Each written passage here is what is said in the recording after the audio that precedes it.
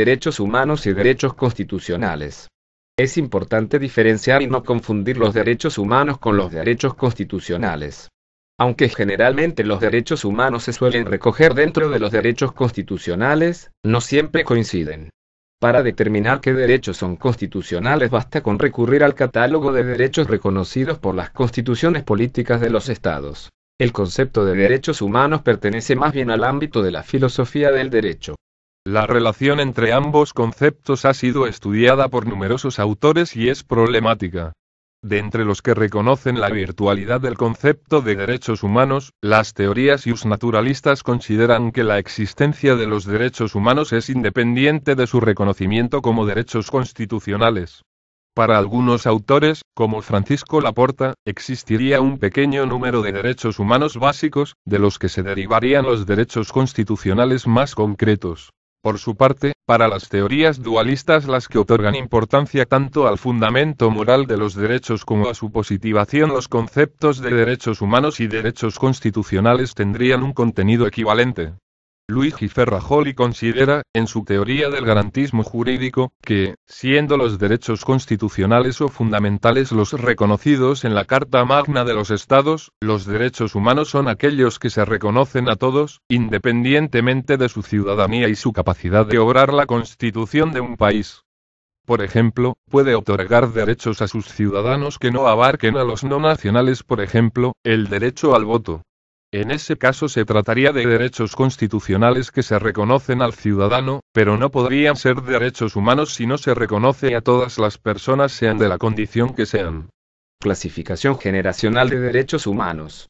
Aunque la mayoría de las doctrinas jurídicas distinguen varias generaciones de derechos humanos, existen múltiples y diferentes clasificaciones. Todas suelen coincidir al describir la primera generación, pero posteriormente se ramifican y complejizan. Además, existen al menos dos concepciones de esta visión generacional. Para una de ellas, son expresión de una racionalidad que se realiza progresivamente en el tiempo. Para otras, cada generación de derechos humanos es expresión de una racionalidad diferente y puede entrar en conflicto con las demás.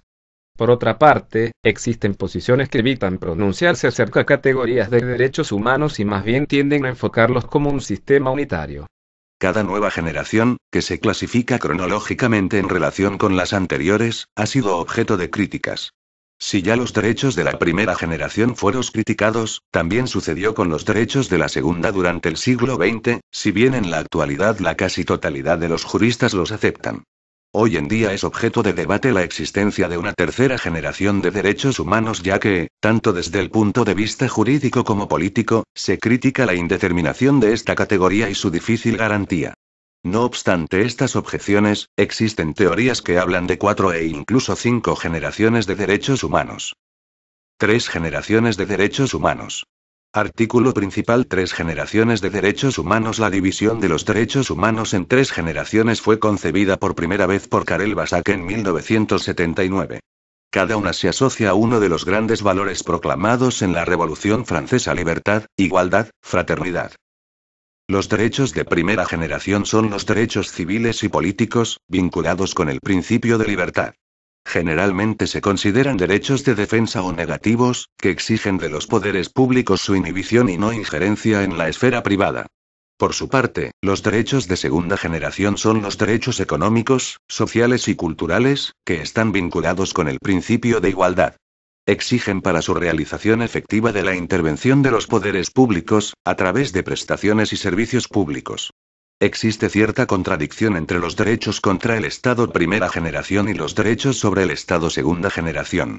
Los defensores de los derechos civiles y políticos califican frecuentemente a los derechos económicos, sociales y culturales como falsos derechos, ya que el Estado no puede satisfacerlos más que imponiendo a otros su realización, lo que para estos supondría una violación de derechos de primera generación. Por su parte, la tercera generación de derechos, surgida en la doctrina en los años 1980, se vincula con la solidaridad. Los unifica su incidencia en la vida de todos, a escala universal, por lo que precisan para su realización una serie de esfuerzos y cooperaciones en un nivel planetario. Normalmente se incluyen en ella derechos heterogéneos como el derecho a la paz, a la calidad de vida o las garantías frente a la manipulación genética, aunque diferentes juristas asocian estos derechos a otras generaciones, por ejemplo, mientras que para Vallespín Pérez la protección contra la manipulación genética sería un derecho de cuarta generación, para Roberto González Álvarez es una manifestación, ante nuevas amenazas, de derechos de primera generación como el derecho a la vida, la libertad y la integridad física.